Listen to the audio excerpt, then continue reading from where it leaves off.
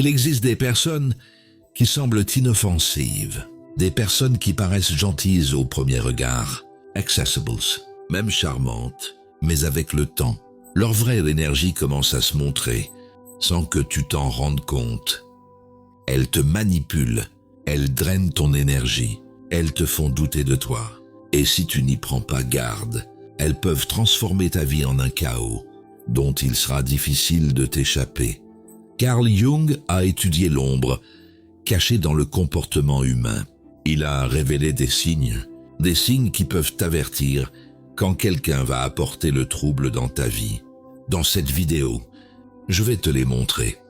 Fais attention à ce que tu apprends aujourd'hui pour détecter à temps les personnes qui peuvent détruire ta paix. Et surtout, tu sauras comment te protéger d'elles avant qu'il ne soit trop tard. Alors reste jusqu'à la fin, parce que tu auras pris la décision la plus intelligente. Apprendre à protéger ta précieuse paix. L'énergie ne ment pas quand quelqu'un te transmet quelque chose d'étrange. Fais confiance à ça. Je suis sûr que ça t'est arrivé.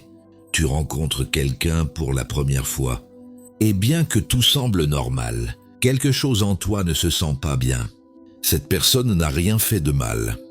Elle n'a rien dit d'étrange. Mais il y a quelque chose dans son regard, dans son ton de voix, dans sa présence, qui te met mal à l'aise sans raison apparente. Et c'est là que beaucoup de gens commettent l'erreur. Ils l'ignorent, parce que notre esprit rationnel nous dit de ne pas juger sans savoir.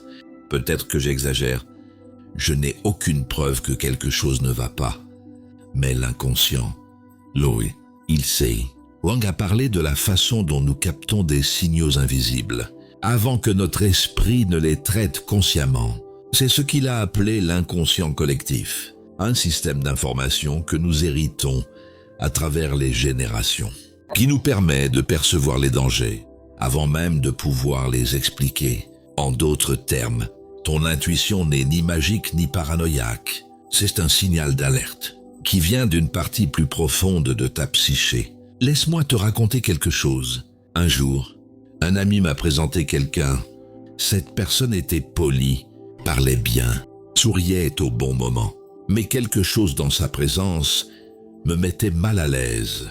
Je ne pouvais pas l'expliquer, mais il y avait une sensation dans ma poitrine, dans mon estomac, comme si mon corps me disait « Quelque chose ne va pas ici ». J'ai décidé de l'ignorer. Après tout, comment pouvais-je juger quelqu'un sans raison réelle? Les mois ont passé, et avec le temps, j'ai réalisé que cette personne n'était pas celle qu'elle prétendait être. Derrière son charme, il y avait un schéma clair, de manipulation, de fausseté, de double jeu. Et à ce moment-là, j'ai compris quelque chose d'important. L'énergie ne ment pas, mais souvent, c'est nous qui refusons de l'écouter. Si j'avais fait confiance à mon instinct dès le début, je me serais épargné beaucoup de problèmes. La science derrière l'intuition, ce n'est pas de la magie, c'est de la survie. Lang a expliqué que l'intuition est une forme de connaissance inconsciente. C'est de l'information que nous saisissons. Avant de pouvoir la verbaliser, notre cerveau est capable de lire les micro-expressions, le ton de la voix, le langage corporel, des signaux subtils qui révèlent la vraie intention de quelqu'un, même quand cette personne essaie de la cacher. Quand tu vois quelqu'un et que tu ressens une sensation étrange, ce qui se passe réellement, c'est que ton inconscient a détecté des schémas de comportement, similaires à des situations dangereuses passées. Peut-être as-tu capté une expression fugace de mépris, peut-être que son sourire n'était pas sincère, peut-être que son ton de voix ne correspondait pas à ses mots. Mais comme ton esprit conscient ne peut pas l'expliquer en mots, tu le ressens comme une simple intuition. Et voici le plus important. La plupart des gens ignorent ces signaux parce qu'ils ne peuvent pas les justifier rationnellement. Et c'est la pire erreur que tu puisses faire. Comment différencier l'intuition réelle de la paranoïa? Évidemment, nous ne pouvons pas vivre en nous méfiant de tout le monde, mais nous pouvons apprendre à écouter notre intuition, sans l'ignorer ni l'exagérer. Voici une différence clé. L'intuition est subtile mais persistante. Si quelque chose ne te semble pas bien dès le départ, et que ce sentiment persiste, tu devrais y prêter attention.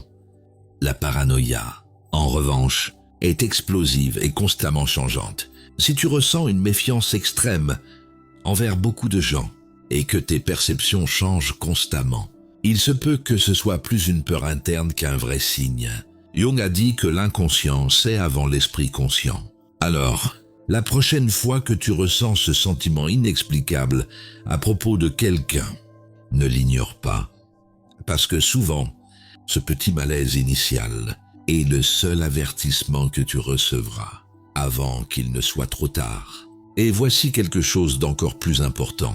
Certaines personnes ne transmettent pas seulement une énergie étrange, elles ont aussi la capacité d'absorber la tienne. Dans le prochain point, je vais te montrer comment détecter les personnes qui te drainent sans que tu t'en rendes compte. Et pourquoi? Si elles sont autour de toi, tu dois t'en éloigner immédiatement. Comment identifier les personnes qui drainent ton énergie avant qu'elles ne t'épuisent? Maintenant que tu sais que l'énergie ne ment pas et que ton intuition peut percevoir ce que ton esprit n'a pas encore traité, il y a autre chose que tu dois comprendre. Où le monde ne donne pas une sensation étrange de manière évidente. Certaines personnes ne t'attaquent pas, ne te manipulent pas ouvertement et ne semblent même pas nuisibles au premier regard. Mais chaque fois que tu leur parles, chaque fois que tu partages un moment avec elles, tu te sens vidé. C'est comme si quelque chose en toi s'éteignait lentement. Tu perds l'enthousiasme, tu perds la clarté mentale et sans t'en rendre compte, tu finis épuisé, sans énergie, sans raison claire de te sentir ainsi. Jung a dit que certaines personnes, incapables de trouver leur propre source interne d'énergie, la prennent aux autres. On les appelle vampires émotionnels. Et le plus dangereux, c'est qu'au début, ils peuvent sembler inoffensifs, ou même charmants. Laisse-moi te raconter quelque chose. Il y a quelque temps, j'ai rencontré quelqu'un qui semblait être une personne incroyable. Cette personne était toujours là pour écouter, avait toujours une histoire intéressante à raconter, trouvait toujours un moyen d'attirer l'attention des autres. Elle était charismatique, articulée, avait une énergie magnétique. Mais il y avait un problème. Après chaque conversation avec cette personne, je me sentais vide. Au début, je ne comprenais pas pourquoi. Nous n'avions parlé de rien de négatif. Il n'y avait eu ni dispute ni conflit, mais d'une manière ou d'une autre, chaque interaction me laissait avec moins d'énergie qu'avant.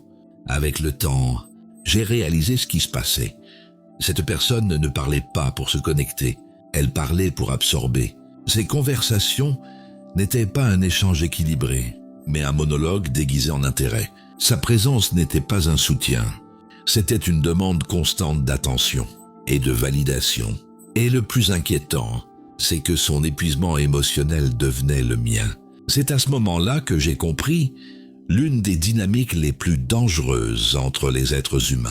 Certaines personnes ne te blessent pas directement, elles t'usent lentement, jusqu'à ce que tu sois laissé sans aucune de ta propre énergie.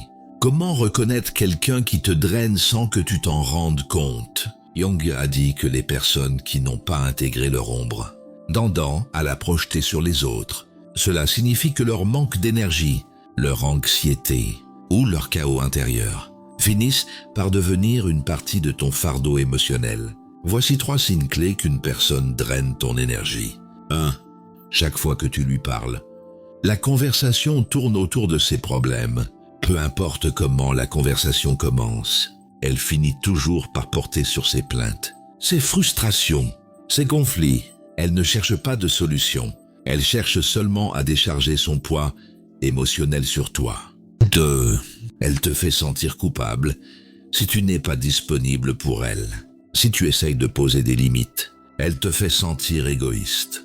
Si tu prends du temps pour toi, elle insiste sur combien elle a besoin de toi. C'est une manipulation subtile qui te force à être présent, même quand tu sais que tu as besoin de prendre tes distances. 3. Quand tu la quittes, tu te sens soulagé au lieu de ressentir son absence. C'est un signe définitif. Quand quelqu'un ajoute vraiment de la valeur à ta vie, son absence se fait sentir comme un vide. Mais quand quelqu'un t'a drainé, son absence se ressent comme une bouffée d'air frais. Si jamais tu t'es éloigné de quelqu'un, et qu'au lieu de ressentir son absence, tu as senti ton esprit et ton corps plus légers, c'est le plus grand signe que son énergie t'affectait. La raison psychologique derrière tout cela, c'est que les personnes qui absorbent l'énergie des autres ne le font pas toujours consciemment. Beaucoup de fois, elles le font parce qu'elles n'ont jamais appris à gérer leur propre ombre, leur propre vide intérieur, et ne sachant pas comment remplir cet espace avec leur propre lumière. Elles cherchent à voler la lumière des autres. Mais voici le plus important. Tu n'es pas responsable de guérir ces personnes. Tu n'es pas obligé de porter leur chaos. Si quelqu'un draine ton énergie émotionnelle, tu as le droit de la protéger et de t'éloigner. Sinon, tu t'éteindras lentement, sans même t'en rendre compte, et voici la partie la plus dangereuse. Certaines personnes ne drainent pas seulement ton énergie, elles te font aussi douter de ta propre réalité. Dans la prochaine partie, je t'expliquerai comment reconnaître les personnes qui utilisent la manipulation silencieuse pour te contrôler et pourquoi. Si tu détectes cela chez quelqu'un, tu dois t'éloigner immédiatement. La manipulation silencieuse. Quand quelqu'un te fait douter de ta propre réalité, il existe une forme de manipulation plus dangereuse que n'importe quelle agression directe. Elle est subtile, presque imperceptible, et peut détruire ta confiance, sans que tu t'en rendes même compte. C'est quand quelqu'un te fait douter de ta propre réalité. Yang a dit que ce que nous nions en nous-mêmes, nous le projetons sur les autres. Et certaines personnes, au lieu de faire face à leurs propres ombres, les imposent. Ce type de manipulation ne se produit pas avec des cris, ni avec des menaces évidentes. Il se produit dans des conversations normales, dans de petits gestes, dans des mots déguisés. C'est quand quelqu'un te dit « ça ne s'est jamais passé », tu l'imagines. Tu exagères. Comme toujours, je n'ai jamais dit ça. Tu te trompes. Et petit à petit, tu commences à douter de ta perception. Je vais te raconter quelque chose. Il y a quelque temps, quelqu'un de proche me faisait sentir que mes émotions n'étaient pas valides. Si j'exprimais que quelque chose me dérangeait, la réponse était toujours la même. Ce n'est pas si grave. Tu dramatises toujours. Si c'était vraiment un problème, tu ne serais pas le seul à le voir ainsi. Au début, je l'ai ignoré. Je pensais que peut-être j'exagérais, que peut-être j'étais celui qui voyait les choses incorrectement. Mais avec le temps, j'ai commencé à remarquer un schéma. Chaque fois que j'essayais de parler de quelque chose qui m'affectait, on me faisait sentir que j'étais le problème. Et le pire, c'est que j'ai commencé à le croire. Je me demandais constamment, suis-je trop sensible? Ma perception est-elle peu fiable? Peut-être que le problème, c'est moi et pas ce qui se passe. C'est là le vrai danger de ce type de manipulation. Ils ne t'attaquent pas directement. Ils te font douter de toi, jusqu'à ce que tu commences à te nier toi-même. Comment fonctionne le gaslighting? Et pourquoi est-il si destructeur? Ce phénomène a un nom en psychologie. Gaslighting, c'est une forme de manipulation dans laquelle quelqu'un te fait remettre en question tes souvenirs, tes émotions, tes perceptions.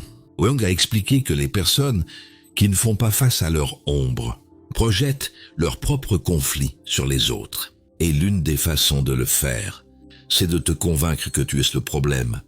L'objectif du gaslighting n'est pas seulement de gagner une dispute, c'est de te faire sentir que tu ne peux pas faire confiance à ton propre esprit. Parce que quand tu doutes de toi, tu deviens dépendant de la validation externe. Et quand tu dépends de la validation externe, tu es plus facile à contrôler. Signe que quelqu'un manipule ta perception. 1. Ils changent constamment l'histoire pour te confondre. Ce qu'ils ont dit hier, ils le nient aujourd'hui. Ce qu'ils ont fait il y a une semaine. Ils prétendent que ça ne s'est jamais passé. Et quand tu essayes de le souligner, ils t'accusent d'être distrait ou de mal interpréter les choses. 2. Ils te font sentir que tes émotions ne sont pas valides. Chaque fois que tu exprimes ce que tu ressens, Ils minimisent ta réaction, te font sentir que tu exagères, que tu es fou ou que tu réagis toujours de cette façon. 3. Ils t'isolent des autres personnes pour que tu n'obtiennes pas une autre perspective. Ils te disent que les autres ne comprennent pas la situation, que seuls eux savent ce qui se passe vraiment. Ils t'éloignent des personnes qui pourraient t'aider à voir la vérité. 4. Après leur avoir parlé, tu te sens plus confus qu'avant. Au lieu de ressentir de la clarté, tu finis par te demander si ce que tu as vécu était réel ou non.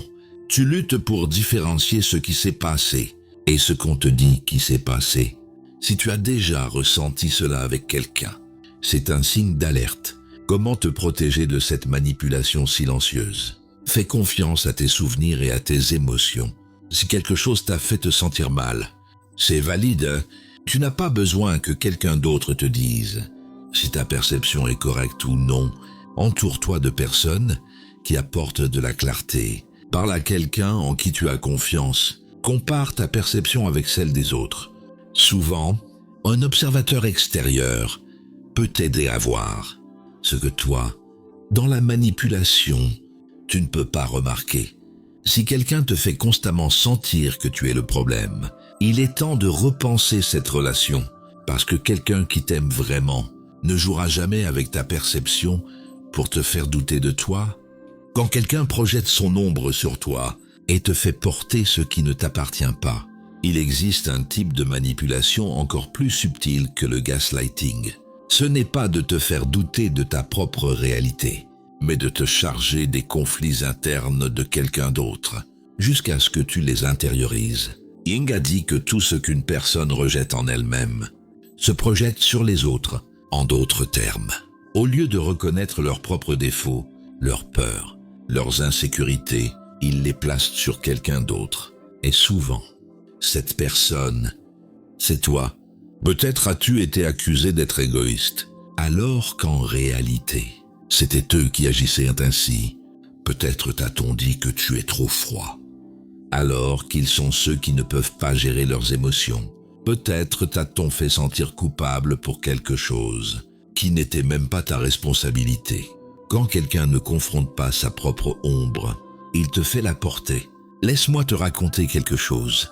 Il y a quelque temps, j'ai rencontré quelqu'un qui avait toujours des problèmes avec les autres. Il se plaignait que les gens le trahissaient, qu'ils le traitaient mal, que tout le monde était égoïste et manipulateur.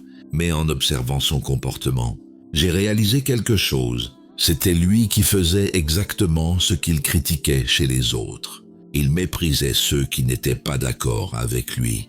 Il exigeait la loyauté, mais ne l'offrait pas. Il avait toujours une histoire dans laquelle il était la victime et tout le monde d'autres, les méchants.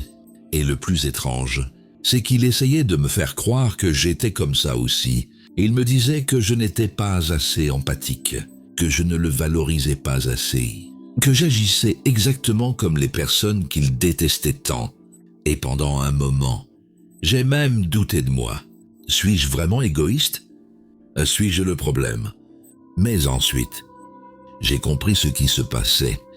Il ne voulait pas voir sa propre ombre, alors il essayait de la déplacer sur moi. Il ne voulait pas accepter que son comportement était toxique. Alors il avait besoin que quelqu'un d'autre porte le blâme, et quand je n'ai pas pu, il s'est éloigné et a cherché quelqu'un d'autre. Comment détecter quand quelqu'un projette son ombre sur toi? Si après avoir parlé avec quelqu'un, tu te sens chargé d'un fardeau émotionnel que tu n'avais pas avant, demande-toi, est-ce que cela t'appartient vraiment ou est-ce que quelqu'un d'autre te l'a imposé? Les personnes qui projettent n'acceptent jamais la responsabilité. Elles trouvent toujours un moyen de devenir les victimes et de te faire sentir que tu es le problème. Comment te protéger des projections des autres? Apprends à différencier ce qui est à toi de ce qui ne l'est pas. Si quelqu'un t'accuse de quelque chose, fais une analyse honnête. Si tu as vraiment fait une erreur, accepte-la. Mais si tu sens qu'on t'impose quelque chose qui n'est pas à toi, rejette-le. Mets des limites claires. Si tu détectes que quelqu'un te fait constamment porter son chaos émotionnel, éloigne-toi. Ce n'est pas ta responsabilité de guérir. ce qu'ils ne veulent pas affronter. Et voici la partie la plus choquante. Parce qu'il y a des personnes qui ne projettent pas seulement leur ombre sur toi. Au fond, elles ne supportent pas de te voir briller. Dans le prochain point, je vais te montrer comment identifier ceux qui disent te soutenir, mais qui sont en réalité envieux de ton succès. Et pourquoi? Si tu les as près de toi, tu dois t'en éloigner immédiatement.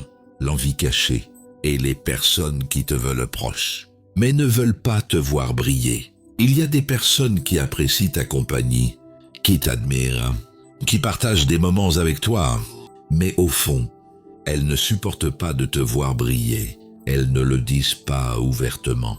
Elles ne t'attaquent pas directement. Elles ne font rien d'évident que tu puisses pointer avec certitude. Mais chaque fois que tu avances, chaque fois que tu réalises quelque chose d'important dans ta vie, leur attitude change. Elles arrêtent de te féliciter. Elles minimisent tes réussites. Elles trouvent un moyen de diminuer l'importance de ce que tu as accompli. Et si tu fais attention, tu réaliseras que ce n'est pas une coïncidence. Wong a expliqué que l'envie n'est rien d'autre qu'une ombre projetée sur quelqu'un d'autre. Quand quelqu'un n'a pas travaillé sur ses propres conflits internes, quand il n'a pas guéri ses propres frustrations, il ne peut pas supporter de voir quelqu'un d'autre réaliser ce qu'il n'a pas réalisé. Et le plus dangereux, c'est que souvent ces personnes ne sont pas loin de toi. Ce ne sont pas des étrangers. Ce ne sont pas des rivaux évidents. Ce sont des amis. C'est la famille. Ce sont des personnes qui t'entourent, mais qui ressentent silencieusement du ressentiment face à ta croissance. Laisse-moi te raconter quelque chose. Je connaissais quelqu'un qui était toujours dans mon cercle proche. Quelqu'un qui, en surface, était un grand ami. Quelqu'un qui était toujours là, jusqu'à ce que je commence à grandir. Chaque fois que je réalisais quelque chose d'important, son attitude changeait. Ses mots n'étaient plus de soutien, mais du doute déguisé en conseil. Chaque fois que j'avais un nouveau projet, il me disait « Ce n'est pas si important, je suis sûr que ça va marcher. Il y a beaucoup de gens qui font la même chose. Je ne sais pas si ça en vaut la peine. » Au début, je pensais qu'il voulait simplement m'aider à être réaliste. Mais avec le temps, j'ai remarqué un schéma. Ce n'était pas de l'objectivité. Ce n'était pas un conseil. C'était une tentative subtile de minimiser mes réussites. Et le plus intéressant, c'est que cette personne n'avait aucun problème à célébrer les succès des autres. Mais quand c'était moi qui avançais, quand c'était moi qui réalisais quelque chose, elle devenait mal à l'aise. C'est à ce moment-là que j'ai compris quelque chose d'important. L'envie est rarement évidente. Elle ne vient pas toujours sous forme de haine ouverte ou d'attaque flagrante. Souvent, elle est déguisée en amitié, en soutien, en proximité, parce qu'il y a des personnes qui te veulent autour d'elles, mais seulement tant que tu ne les éclipses pas. Comment identifier ceux qui sont silencieusement envieux de toi? L'envie ne s'exprime pas toujours par des mots agressifs. Souvent, elle se cache dans de petits gestes, dans des réactions subtiles, qui trahissent ce que quelqu'un ressent vraiment. C'est quand tu partages une bonne nouvelle avec quelqu'un, sa réaction n'est pas de la joie sincère, mais de l'indifférence ou de l'inconfort. Fais attention. Si, au lieu de te féliciter, ils essaient de trouver des défauts dans ce que tu as réalisé, s'ils te remplissent de doutes, si d'une manière ou d'une autre, ils font en sorte que ta réussite semble moins qu'elle ne l'est, c'est un signe. Si tu remarques qu'ils célèbrent les succès des autres, mais quand c'est ton tour, ils sont distants ou froids, il y a quelque chose de plus derrière leur attitude. C'est chaque fois que tu avances dans la vie, ils commencent à s'éloigner petit à petit. Ce n'est pas une coïncidence. Ce n'est pas que tu changes trop. C'est que leur ombre ne peut pas tolérer ta lumière. Le danger de maintenir ces personnes autour de toi. Ang a dit que quand quelqu'un ne reconnaît pas sa propre ombre, il finit par la projeter sur les autres. Les personnes qui ressentent de l'envie sont souvent inconscientes qu'elles la ressentent. Elles ne se voient pas comme envieuses. Elles n'acceptent pas que leurs mots, leurs attitudes, leur froideur viennent d'un lieu de ressentiment. Et donc, Au lieu de faire face à leurs propres conflits internes, elles canalisent cette énergie en essayant de t'arrêter. Pas toujours de manière évidente, pas toujours avec des attaques directes, mais avec des phrases subtiles qui sèment le doute en toi. Si tu n'es pas conscient de cela, leur influence peut te faire commencer à te limiter. Sans t'en rendre compte, elle peut te faire ralentir, réduire tes ambitions, te sentir coupable de vouloir plus. Et si tu ne coupes pas les liens à temps, elle peut te faire éteindre ta propre lumière pour ne pas déranger les autres. Comment te protéger de l'envie cachée? Tu n'as pas besoin de confronter ces personnes. Tu n'as pas besoin de prouver quoi que ce soit.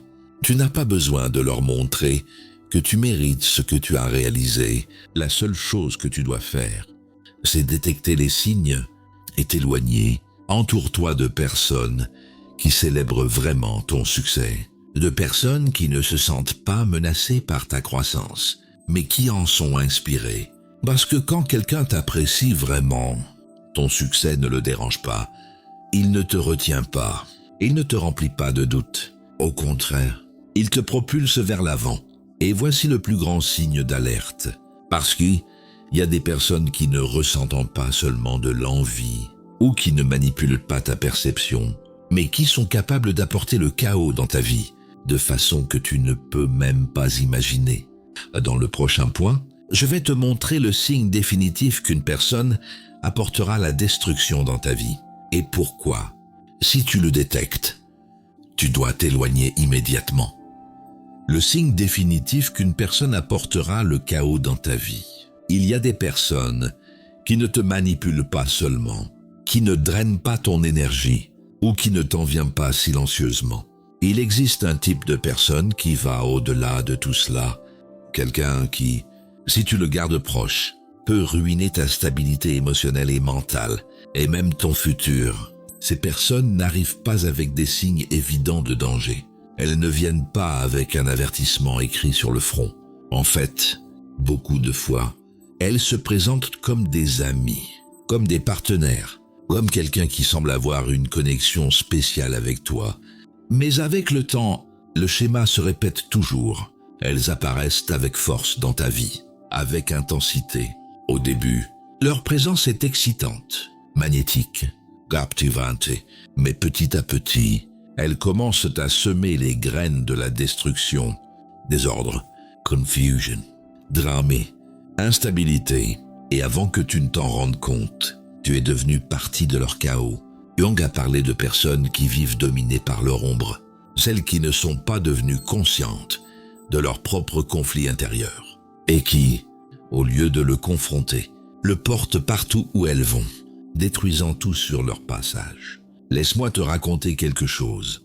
Il y a quelque temps, j'ai rencontré quelqu'un qui avait un type d'énergie différent.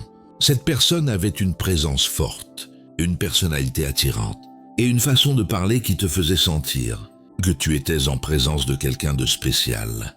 Dès le début, son énergie était intense. Les conversations n'étaient jamais superficielles, toujours remplies d'émotions profondes, d'histoires chargées d'intensité, de moments qui semblaient sortir tout droit d'un film. Au début, cela m'a captivé, mais avec le temps, j'ai commencé à remarquer un schéma. Cette personne vivait dans le chaos, toujours au milieu de problèmes, toujours en train de vivre un nouveau drame, une crise, un conflit avec quelqu'un d'autre. Sa vie n'était jamais stable, jamais en paix. Et le pire, c'est que, sans m'en rendre compte, j'étais entraîné dans sa tempête. Ce qui semblait au début être de l'intensité était maintenant de l'épuisement. Ce qui semblait être une connexion profonde était maintenant un jeu émotionnel.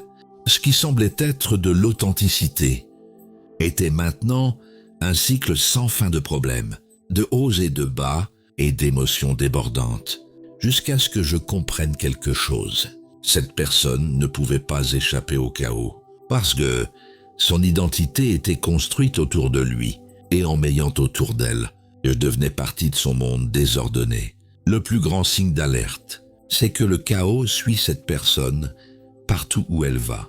Il y a une différence entre quelqu'un qui traverse une période difficile et quelqu'un qui vit constamment dans le chaos. Si une personne semble n'avoir aucune stabilité dans aucun domaine de sa vie, s'il y a toujours des conflits autour d'elle, si son passé est plein d'histoires turbulentes avec chaque personne qu'elle a rencontrée, ce n'est qu'une question de temps avant que tu deviennes la prochaine victime de sa tempête. Regarde son histoire.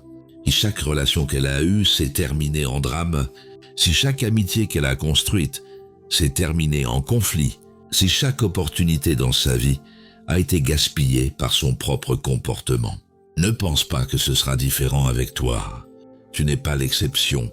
Personne ne l'est. Jung a dit, jusqu'à ce que tu rendes conscient ce qui est dans ton inconscient. Il dirigera ta vie, et tu l'appelleras destin.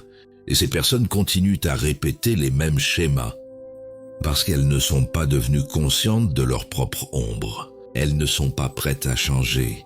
Elles ne cherchent pas la stabilité. Et si tu restes à leur côté, leur tempête deviendra la tienne. Comment te protéger des personnes qui apportent le chaos dans ta vie? N'essaye pas de les sauver. N'essaie pas de changer leur schéma. Ne reste pas assis à attendre que les choses s'améliorent un jour. Si quelqu'un vit dans le chaos et refuse de le quitter, la seule chose que tu peux faire, c'est t'éloigner. Protège-toi. Entoure-toi de personnes émotionnellement stables.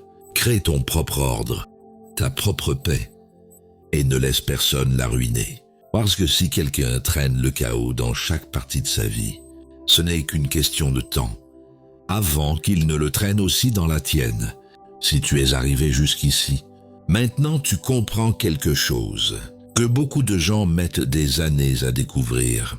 Tout le monde qui entre dans ta vie n'est pas inoffensif. Certains absorbent ton énergie sans que tu t'en rendes compte. D'autres te manipulent subtilement jusqu'à ce que tu doutes de toi. Certains projettent leurs propres conflits sur toi, te faisant porter ce qui ne t'appartient pas. Et il y a ceux qui, silencieusement, ne supportent pas de te voir briller et feront tout pour éteindre ta lumière. Mais le plus dangereux de tous, c'est la personne qui vit dans le chaos et cherche les autres pour les entraîner avec elle. Jung nous a enseigné que notre paix et notre équilibre dépendent de la reconnaissance des énergies qui nous entourent. Il ne s'agit pas de vivre dans la peur, mais de développer la conscience. Si tu apprends à détecter ces signes, si tu prends au sérieux l'énergie que les autres te transmettent, tu peux te protéger avant qu'il ne soit trop tard. Souviens-toi, ce n'est pas de l'égoïsme. T'éloigner de ceux qui n'ajoutent pas de valeur à ta vie. Ce n'est pas de la froideur. Poser des limites. Ce n'est pas de l'exagération. Faire confiance à ton intuition, c'est ton droit et ta responsabilité, parce que ceux qui ne protègent pas leur paix la perdront tôt ou tard. Et maintenant, dis-moi, vas-tu protéger ta précieuse paix? Si tu es arrivé jusqu'ici, commente maintenant. Je protégerai ma précieuse paix pour que je sache que tu étais avec moi jusqu'à la fin. Et si cette vidéo t'a apporté de la valeur, laisse un like. C'est juste un clic, c'est gratuit et ça aide plus de personnes à découvrir ce contenu. Si tu veux continuer à apprendre sur l'esprit, l'énergie et les relations humaines, depuis la philosophie de Carl Jung, abonne-toi maintenant et active la cloche pour ne rien manquer de ce qui arrive. Je suis Gabriel, ton philosophe de confiance, et je t'invite à regarder la vidéo que j'ai laissée à l'écran. Si tu veux continuer à ajouter du contenu de haute valeur qui contribue vraiment, je t'attendrai là-bas. Cher esprit fort, as-tu la volonté de protéger ta paix